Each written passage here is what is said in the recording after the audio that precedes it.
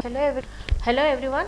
Let us continue the fourth module, that is, in a previous class we have studied about the basic concepts of Bayes theorem, and also we have come across how the Bayes theorem helps to calculate the posterior probability of each candidate hypothesis using a H map. That is, map is indicating maximum a priority probability of calculating the posterior probability. So, now here and also we have come across a maximum a likelihood hypothesis, how we are going to calculate. Now, let us continue the class with a new concept, that is the Bayes theorem and concept learning. We are looking at the Bayes theorem and concept learning. So, in a concept learning, in a very first module, we have studied that a concept, a particular object, if the features of an object is similar to that of a concept, then it belongs to that particular concept. Now, the thing here is, we need to find out, or we need to know the relationship between the Bayes theorem and the problem of concept learning. So, since the Bayes theorem provides a principled way to calculate the posterior probability of each hypothesis given the training data, and can use it as the basis for the straightforward learning algorithm that calculates the probability for each possible hypothesis, then outputs the most probable one. Now, let us look at, to know this brute force based concept learning, we are going to depend on certain notations. So, for consider a few of the concept learning problem.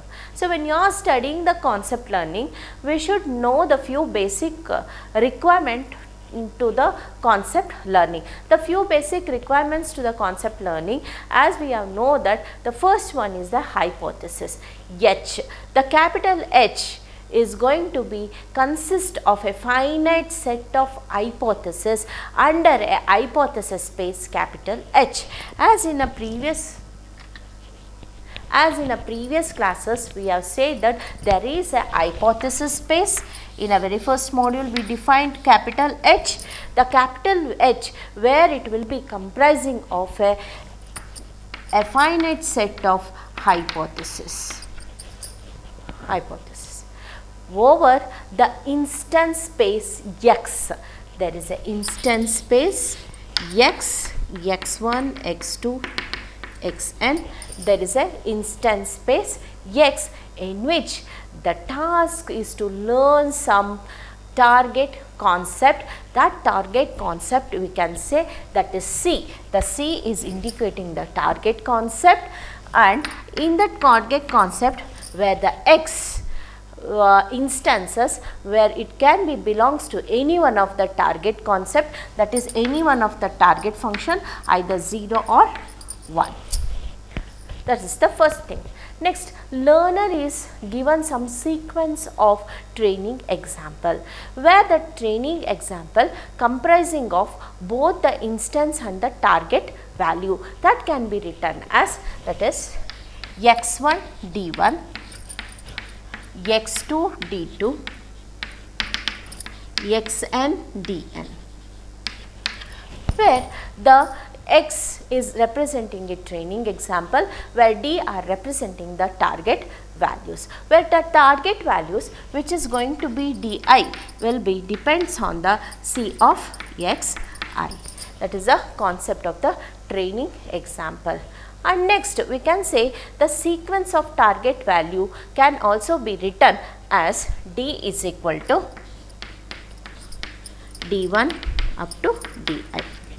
It's a d is indicating a example, that is a target values of a particular data set. Now, we can design a straightforward concept learning algorithm to output the maximum a posterior hypothesis based on the Bayes theorem. Now, let us look at how it is going to work. Let us consider this equation. which you are been highlighting the equation. This equation is used for the brute force map learning algorithm. First one, for each hypothesis in a capital H, calculate the posterior probability using the Bayes theorem. According to the Bayes theorem, P of H given D, that is posterior probability, is equal to, should have a prior probability of P D given H in P of H, where P D given H and P of H are the prior probability with respect to the data set for a given H, and with respect to the hypothesis, this is a prior probability divided by P of D.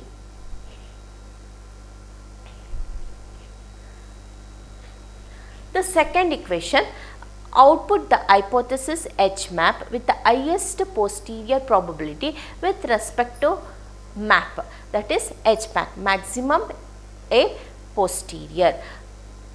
H map is equal to argmax, where H belongs to the capital H, P of H given D. So, in order to specify a learning algorithm by utilizing the brute force map learning algorithm, we must specify what are the values of P of H and P of D given H. The first of all, before knowing the values of P of H and P of D given H, there are few basic requirements, or we can say there should be a basic assumptions must be done. Those assumptions are the first assumptions we can say, that is a training data D, that is capital D is a noise free, where the capital D will be comprising of a multiple infinite values of a small d, that is a target values of a particular training example.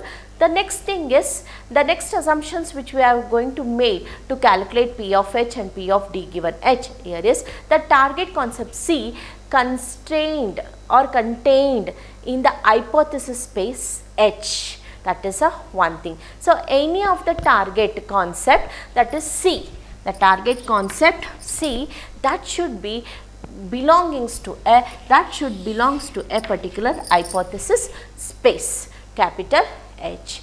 Next assumptions which we have to make over here is, they do not have a prior reasons to believe that any hypothesis is more probable than any other. So, that is a third assumptions which we have to make before we are knowing the P of H and P of D given H. Now, let us look at what are the values of P of H and P of D given H. So, here what value should be P of H? Look at what value should we specify for P of H, that is probability, that is a prior probability of hypothesis H, that is P of H is equal to 1 divided by capital H for all H belongs to capital H. This is given no prior knowledge that one hypothesis is more likely than another.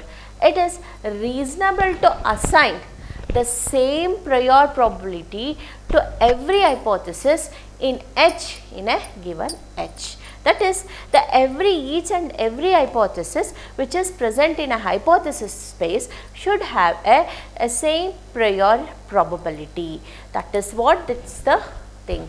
And next, assume the target concept is contained in H and requires that these prior probabilities sum to 1. See, one thing here is the target concept, that is the hypothesis. If an hypothesis is present in a hypothesis space, then it is, if it is a consistent hypothesis, that consistent hypothesis will be represented as a 1. That is what the statement. These are the assumptions which have to be made by calculating the value of P of H. The next, what is the choice shall we make P of D given H? So, let us look at this equation, the choice of P of D given H. Whenever we are having a P of D given H is the probability of observing the target value D. Capital D is indicating a target value for a fixed set of instances x1, x2, that is the instances. For this particular instances we are going to have a target value which is given, in which the hypothesis H is going to holds. Next, since we assume it's a noise-free training data, the probability of observing the classification DI in a given H is just 1. As I said previously, the target value must be consistent. So, if it is a consistent, then we are going to have the concept is equal to 1. So, that is what here the classification DI given in H is just 1 if DI is equal to H of xi, and if it is not consistent, the hypothesis which is present in a hypothesis space is not consistent with the target value, then DI is not equal to, then DI it will be not equal to the H of xi. So, it indicates it's an inconsistent hypothesis. Therefore, we can say that we can define P of D given H is equal to 1 if it is a consistent hypothesis, that is if DI is equal to H of xi for all DI belongs to capital D, otherwise it is equal to 0. Now, given these choice for P of H and P of D given H, now we have a fully defined problem for the above brute force map learning algorithm. Now, let us look at the brute force map learning algorithm, how it is going to work. So, now recalling the Bayes theorem, now let us, the given these choice for P of H and for the P of D given H, now we have a fully defined problem for the above, that is a brute force map learning algorithm. We have a Bayes theorem. The Bayes theorem here is P of H given D is equal to P of D given H into P of H divided by P of D. Now, if consider the case where hypothesis is inconsistent with the training data D, then if it is inconsistent with the training data, then we are going to have a value, that is P of D given H will be equal to 0. Then obviously according to the Bayes theorem, if you substitute a value 0 to the P of D given H, we are going to obtain the value P of H given D, that is a posterior probability of this equation will become 0. That is the posterior probability of a hypothesis is inconsistent with a capital D, that is why it is equal to 0. Now, let us look at the next. If a hypothesis is consistent with the capital D, so during that time we can have the value, that is P of D given H, according to the assumptions we have made, P of D given H will be equal to 1 because H is consistent with the D. So, P of D given H is equal to 1. Next, P of H. The P of H will be comprising of a hypothesis. So, that is given by P of H is equal to 1 by capital H. Now, P of D. The P of D will be substituted like we are considering the data set, that is a training data D in a version space. So, that version space we can write it as version space H comma D divided by capital H. Now, that is equal to H get cancelled and we are going to get 1 divided by version space H comma D, where V as H comma D is the subset of hypothesis from the H that are consistent with the D. That is H means the capital H in a hypothesis space H, where the hypothesis, there will be number of hypotheses will be there. These hypotheses are being consistent, a subset of hypothesis that is will be consistent with the capital D, consistent with capital D. To summarize the brute force algorithm, Bayes learning algorithm. So, to summarize that, the Bayes theorem implies that the posterior probability P of H given D under our assumed P of H and P of D given H is given by P of D given H is equal to 1 by version space, that is Vs H comma D, if all hypotheses are consistent with a D, capital D, or 0 otherwise. Next topic here is, let us move on to the map hypothesis and consistent learner. Every hypothesis in a hypothesis space is a consistent, then that particular hypothesis we call it as a map hypothesis. That is, all the hypotheses which are being consistent, that is part we call it as a consistent hypothesis, or we can say that is a map hypothesis. And then what is the consistent learner? So, consistent learner, for example, we can give that, we can take out the students as an example. So, if a student, a particular student A is going to keep on learning all the time and is studying all the time and then is getting the marks, very good marks, and another set of students are present, the B set of students who is going to be prepared for the examination only in point of examination they are going to be preparing. So, those set of students are not going to set to be a consistent learner. So, if he is a consistent learner, he can face the interview or any placement activities very easily. But if he is not a consistent learner, then he is going to face more problems during the placement activities. That is what here the consistent learner. The consistent learner is the learner who is going to have a consistent hypothesis and he will be always, the consistency is going to be maintained one in a hypothesis space. That is what we call it as a consistent learner. An algorithm learning consistently, and that particular part of an algorithm we call it as a consistent learner. So, the consistent learner outputs the hypothesis without any mistake. That is, it outputs a hypothesis that commits zero error over the training example. Every consistent learner outputs a map hypothesis. That is, a hypothesis which is consistent hypothesis, we call it as a map hypothesis. If we assume a uniform prior probability distribution over H, that is, H is capital H is indicating a hypothesis, where in that hypothesis space, if P of Hi, that is in a hypothesis space H, that is P of Hi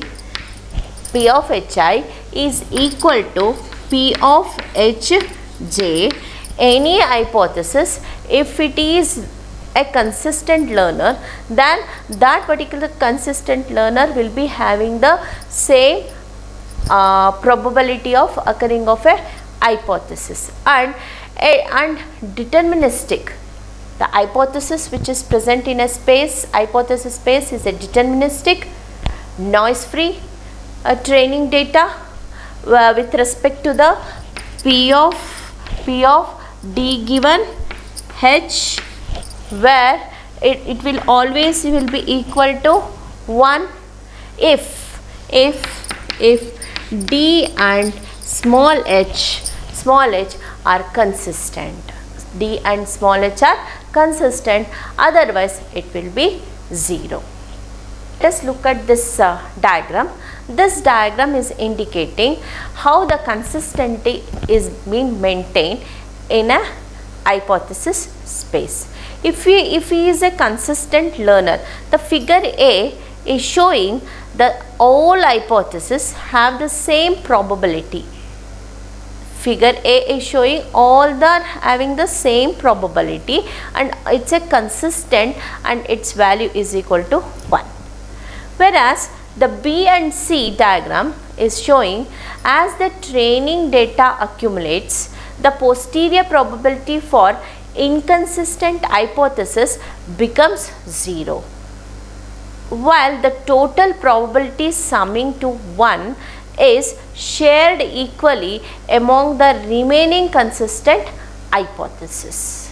So that is why this B diagram is been little bit, it is a broader, like it's not having a remaining hypothesis has got removed, and in a C diagram it is a narrow where the probability of summing to 1 is shared equally among the remaining hypothesis. So that is a one thing. So this diagram shows the evolution of probability associated with the hypothesis. Now when we consider the example of this map hypothesis and consistent learner, this map hypothesis can be adopted to Findus algorithm. So the Findus algorithms is going to output a consistent hypothesis, then its output will be considered as a map hypothesis under the probability distribution P of H and P of D given H as defined in the above equation. And another thing is the other probabilities for P of H and P of D given H, under which Findus outputs map hypothesis. So it's yes, it's obviously the Findus algorithm where it will be having a hypothesis, consistent hypothesis in a space. So it obviously it is going to gives you a yes, that's result will be yes, it's a consistent. So because the Findus outputs a maximally specific hypothesis from the version space, its output hypothesis will be said to be a map hypothesis relative to any prior probability distribution that favors more specific hypothesis. And by looking at this concept, we can say that is Bayesian framework is a way to characterize the behavior of a learning algorithm. By having this map, we can characterize the learning algorithm, because Findus is a learning algorithm where it is going to keep on learning and finding the hypothesis, the most specific hypothesis it's going to find out in a version space. So that is what the thing. And by identifying probability distribution, that is P of H and P of D given H, under which the output is optimal hypothesis, implicit assumptions of the algorithm can be characterized. And another part here is, by knowing these concepts, the inductive inference is modeled by equivalent probabilistic reasoning system based on a Bayes theorem. In today's class, we have learned that how the relationship between the Bayes theorem and concepts learning can exist because of the Bayes brute force algorithm. And another thing is, we have come to know what is the map hypothesis and the consistent learner. Thank you. Algorithm